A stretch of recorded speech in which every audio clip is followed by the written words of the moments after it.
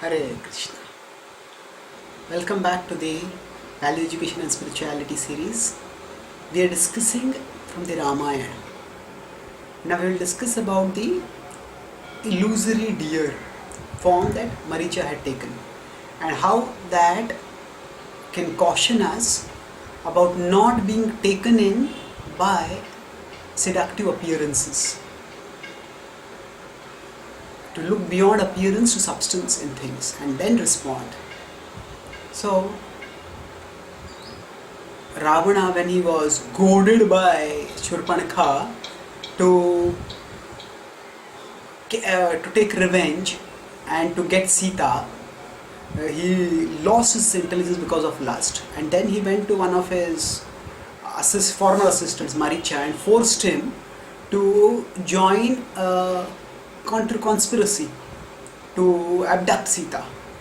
So Ravana told Maricha that you take the form of a very attractive deer and Sita will be attracted to you and she will send Ram and Lakshman off and then I will grab her. Maricha tried to dissuade Ravana, but Ravana told him, I have not come here for your advice, I have come here to give you instruction. Either you accept my instruction or you will die, accept destruction at my hands. That's your only choice.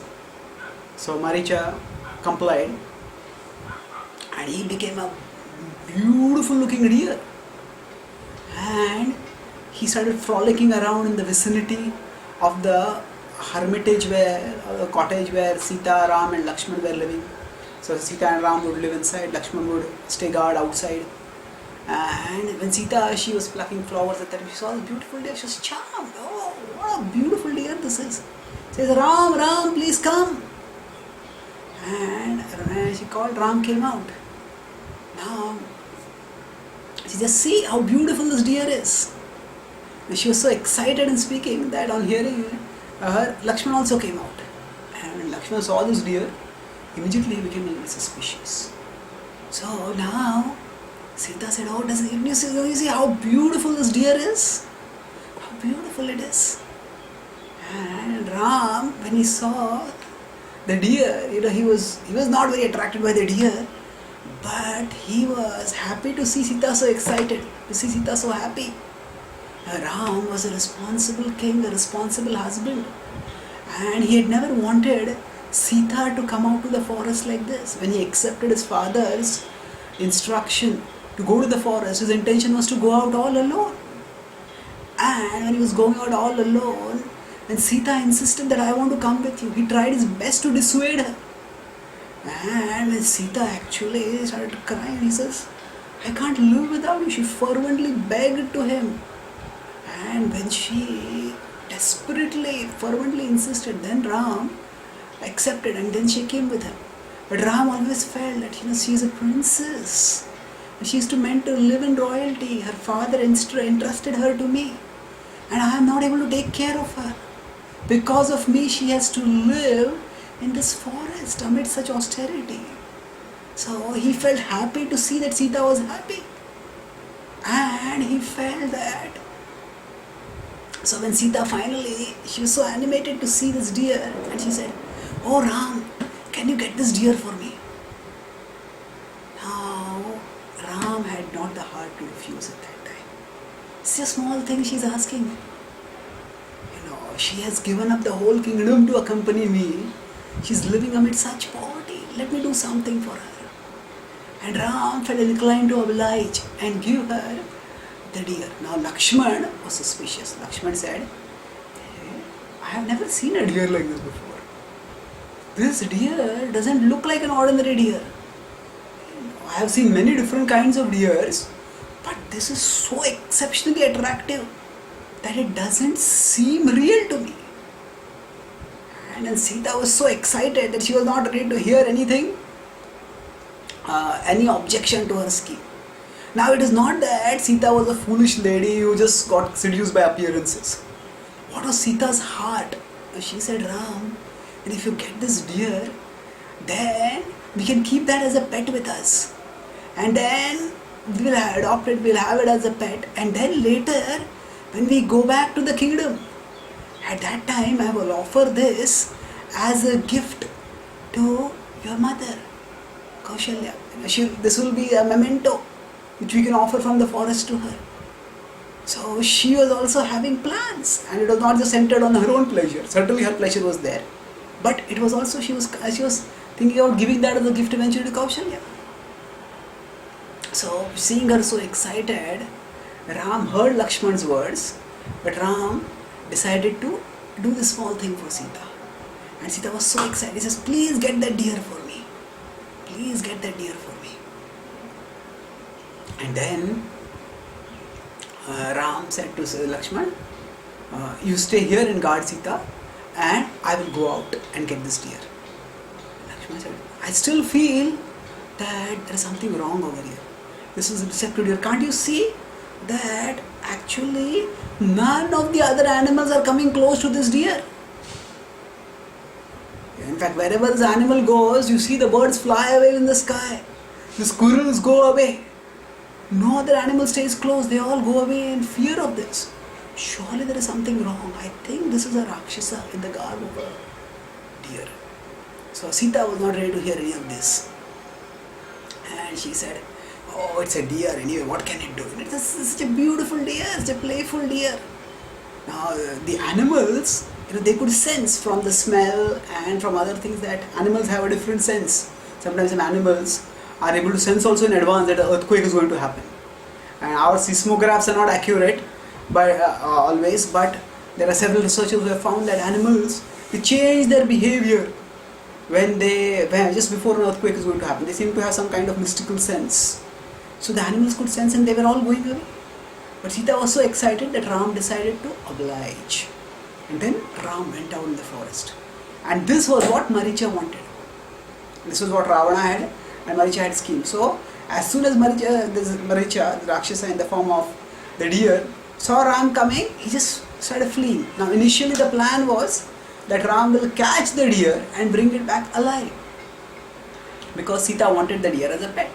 So Ram started going after her. He could have just shot an arrow, but his goal was not to shoot an arrow. His goal was to catch the deer. So when the deer started running, Ram ran after it. And the deer ran, Ram ran. And the deer would sometimes appear close and suddenly it would take one giant leap and go far away. And Ram was trying to cover the distance and the deer led Ram far away into the forest. And then the whole terrible conspiracy was going to unfold. And we will discuss the further unfolding of the story later.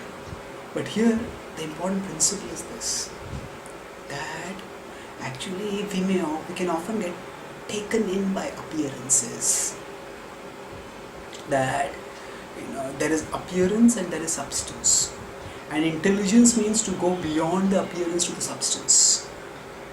When a deer, for example, or any other animal in the forest sees a mirage, and this thirsty sees the water over there and rushes after it, and puts it in its mouth to get the mirage, to get the water, what happens? It just gets burning sand, and then it goes to another object, and in that way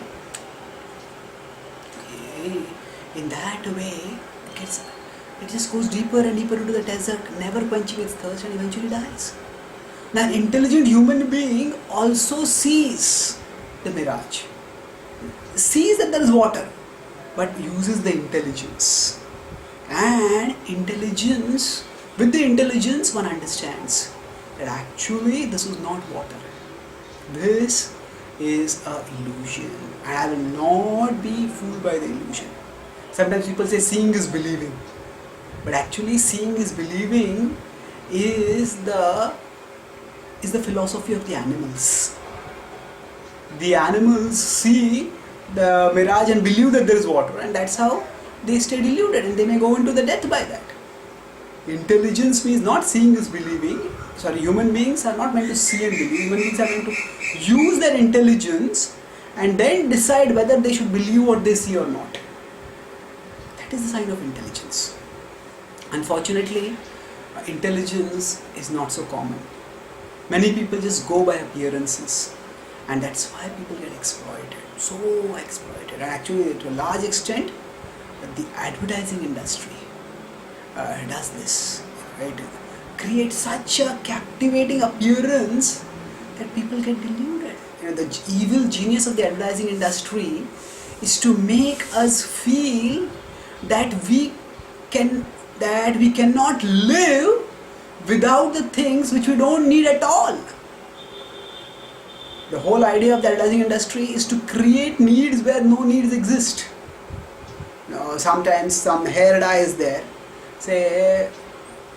So if say a hair dye is there for females for making the hair brunette, so then they'll show some very attractive female who has dark hair and nobody pays attention, who has say blonde hair and nobody pays attention, or who has brunette hair, has dark hair and nobody pays attention, and suddenly she dyes her hair, and then suddenly all heads turn, everybody becomes attracted, and then all women start thinking, oh, I also have to dye my hair, and then they think I'll also become attractive by this, and people will get attracted to me.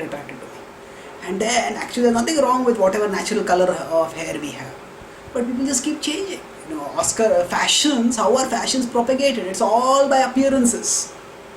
Something is made to be seen attractive and then everybody follows this. And then the new fashion comes up and we get exploited. Our money is Oscar Wilde. He said that fashion is a form of ugliness so intolerable that we have to change it every 6 months. Very insightful. Normally we think of fashion as something beautiful, but the whole perception of the beauty of fashion is created by propaganda based on looks, based on appearances. And some new hairstyle, some new dress style, some new brand of new version of a device, new brand of a particular product is brought out, and it's glamorized and people go and purchase that. And once they purchase that, then what happens? It is used for some time, and then soon after that a new brand comes and that becomes glamorized, and people think that, oh, now if I want to be attractive, I have to purchase that brand. And then the same brand which seemed irresistible earlier now seems old fashioned, and I want to give it up. The same clothes which were supposed to have brought us attention and made us the center of attraction, now after 6 months or 1 year, they mark us as old fashioned. And we have to sell them off, and then we have to discard them and purchase new dresses. So that's how we get exploited.